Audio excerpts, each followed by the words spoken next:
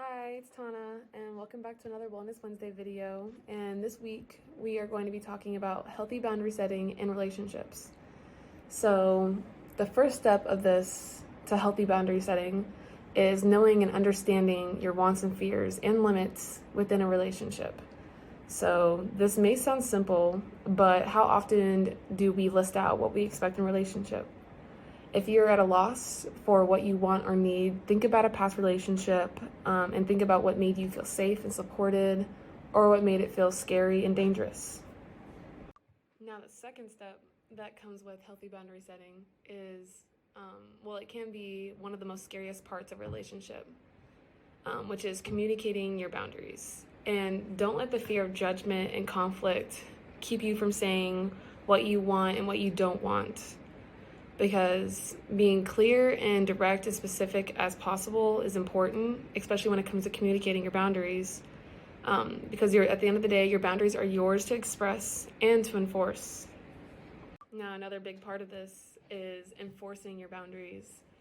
So your boundaries are useless if you don't enforce them.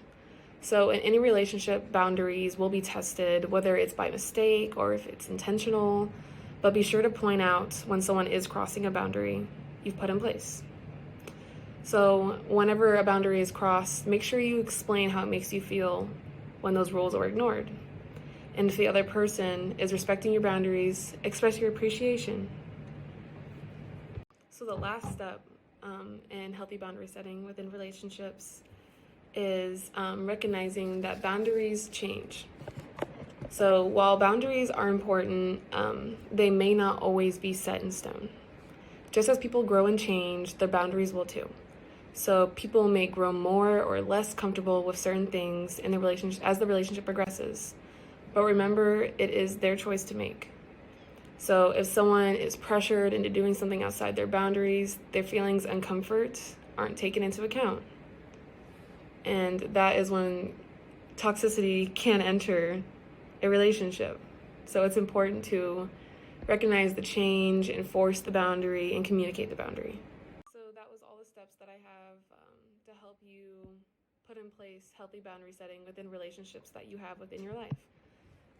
So I'm going to leave you with this one last thing, and it's that healthy relationships grow and change, but respecting each other's boundaries should always be a given, because you put out what you want to receive, so making sure that you do to others what you would like to be done to you is important.